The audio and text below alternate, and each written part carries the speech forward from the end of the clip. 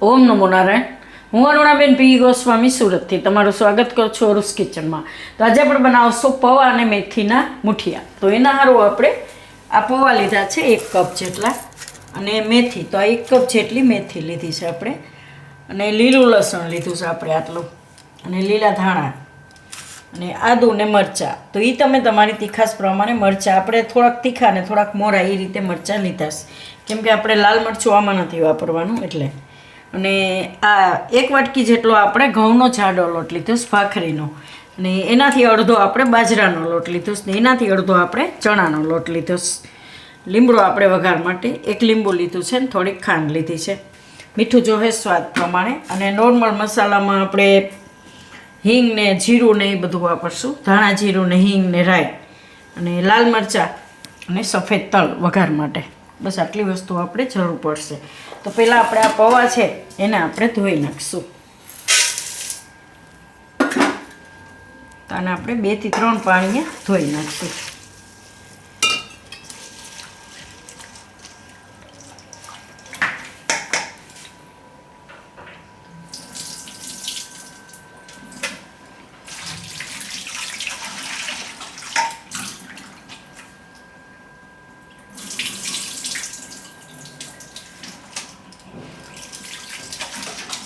અને આપણે વધારાનું પાણી બધું કાઢી નાખીશું.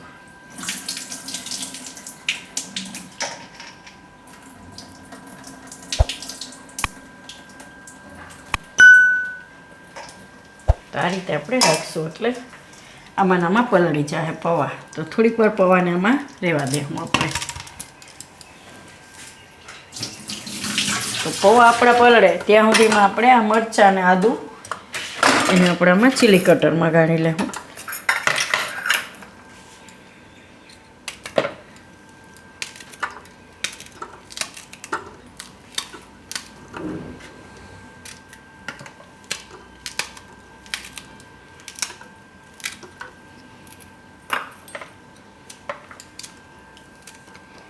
બધા મરચાં અને આદું આપણે છાલ કાઢી નાખીશું.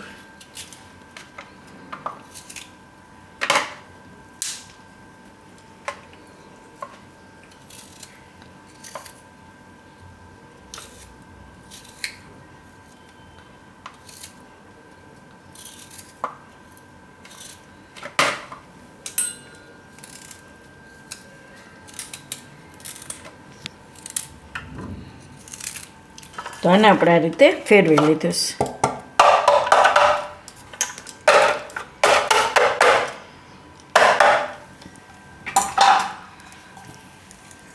તો પૌવા આપણા હવે પલળી ગયા. આ રીતના તરત જ સોફ્ટ થઈ જાય છે. તો આમાં આપણે નાખી દઈશું આદું મરચાં અને લીલું લસણ,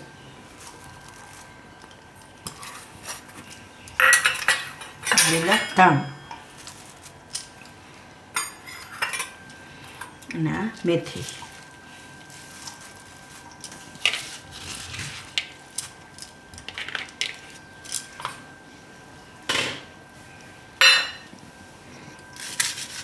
હવે મીઠું સ્વાદ પ્રમાણે.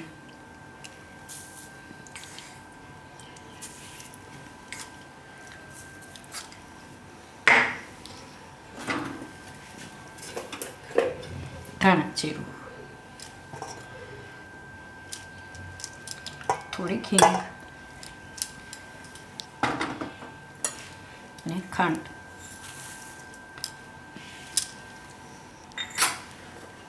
અને તેલ 2 ચમચી જેટલું તેલ નાખીશું. હવે લોટ, તો આ ચણાનો લોટ, બાજરાનો, અને આ ઘઉંનો જાડો લોટ.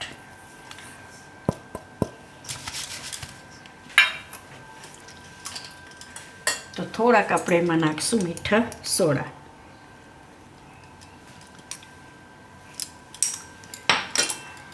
અને લીંબુ.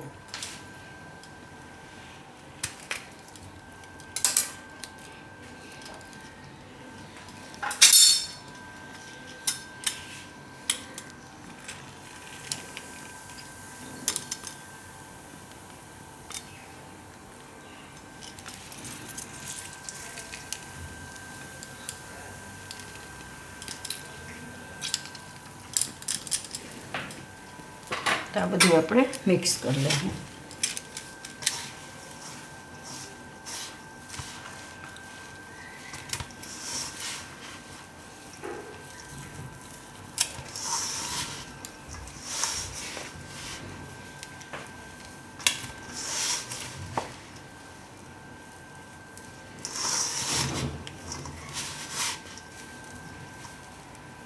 એકદમ હાથથી આ રીતે મિક્સ કરી લેવાનું બધું.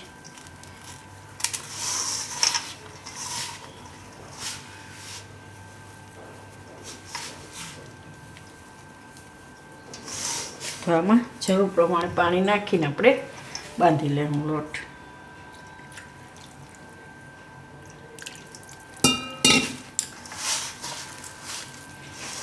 થોડું થોડું નાખતું જવાનું, મિક્સ કરતું જવાનું.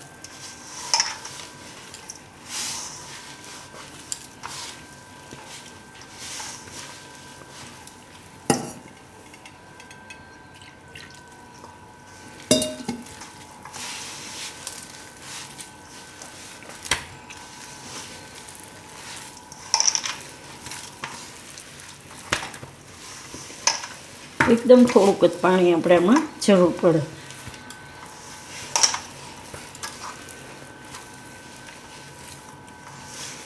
તો આ રીતનું આપણે બાંધવાનું, આ રીતનો લોટ મિક્સ કરી લેવાનો.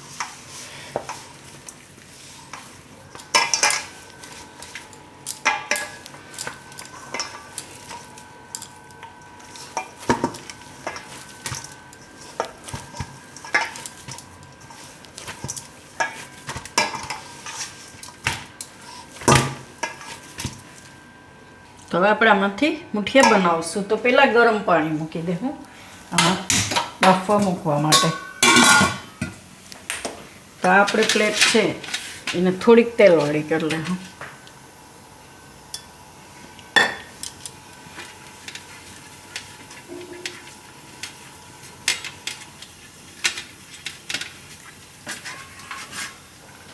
હવે આમાં બનાવી લઉં આપણે.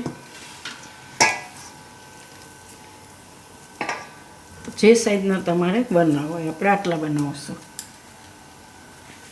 આ રીતના.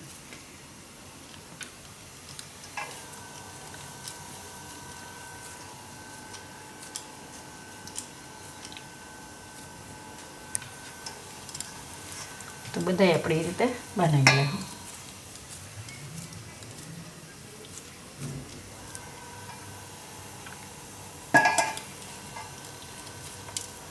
તો બધાય આપણે આ રીતે વારી લીધા છે.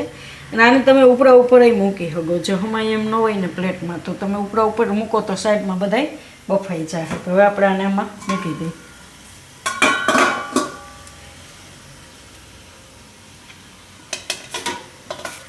તો આને આપણે હવે બાફી લેવું.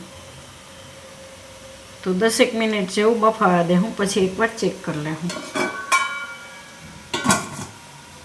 તો આને આપણે હવે જોઈ લેવું. 10 મિનિટ જેવું પાકવા દીધું. એકદમ મસ્ત ફૂલ એન્ડ સરસ થઈ ગયા છે. તો ચાકુથી એકવાર ચેક કરી લેવાનું. વરાળ આવે ને એકદમ. તો ચાકુમાં ચોટતું નથી એટલે કાચું નથી, હવે પાકી ગયું આ રીતે. તો ગેસ બંધ કરી દઉં ને આને આપણે બહાર કાઢીને થોડીક વાર ઠંડુ થવા દઉં.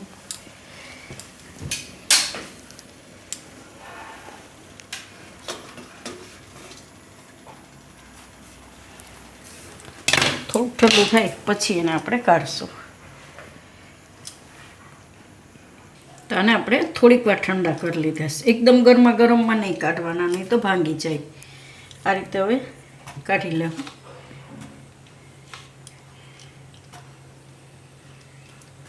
ને પહેલાં આપણે તેલ ગરમ મૂકી દઈએ વઘાર માટે. તો આ કઢાઈ લીધી ચાલુ કરશું. આમાં તેલ નાખીશું આપણે 1 ચમચા જેટલું મોટા. તેલ ગરમ થાય ત્યાં સુધીમાં આપણે ટુકડા કરી લેવું.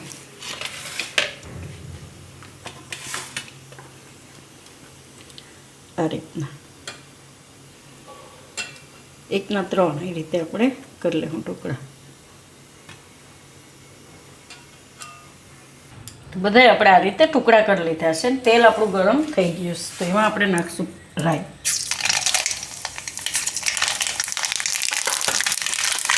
ગેસ ધીમો કરી દેવાનો અને તલ નાખશું આપણે આમાંથી.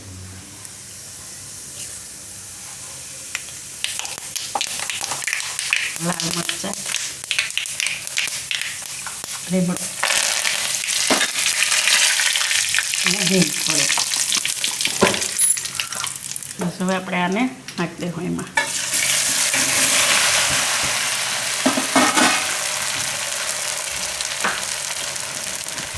હવે એને ફેરવી દઈશું આપણે આ રીતે.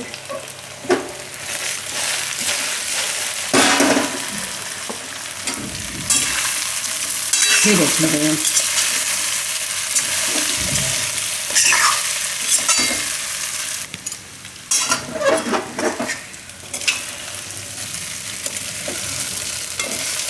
એકદમ મસ્ત લાગશે ખાવામાં. તો સાંજે આપણે ડિનરમાં બનાવી શકીએ. આપણે ગુજરાતીઓના ઘરમાં મુઠિયા, ઢોકળા એ બધું સાંજના લગભગ બનતું જ હોય છે એમ. ચા અને મુઠિયા મસ્ત લાગે ખાવામાં ચા ભેગા.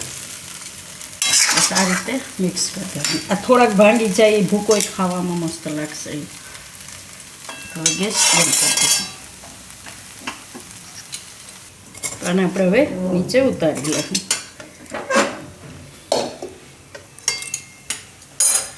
પ્લેટમાં કાઢી લઈશું. લીલું લસણ ને બધું નાખ્યું છે એટલે એકદમ સ્વાદમાં મસ્ત બન્યું.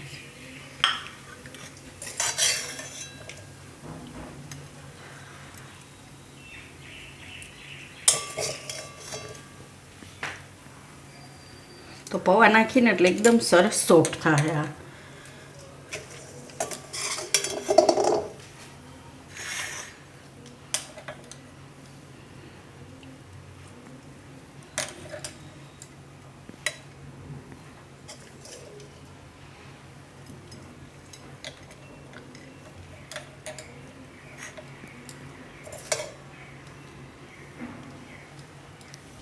તો તૈયાર છે આપણા પૌવા અને મેથીના મુઠિયા. તો જો તમને મારી આ રેસીપી પસંદ આવી હોય તો એને લાઈક કરજો, શેર કરજો અને મારી ચેનલને સબસ્ક્રાઈબ કરજો અને બેલ આઇકન દબાવવાનું ના ભૂલતા. કમેન્ટ કરીને કહેજો કે તમને કેવા લાગ્યા પૌવા અને મેથીના મુઠિયા.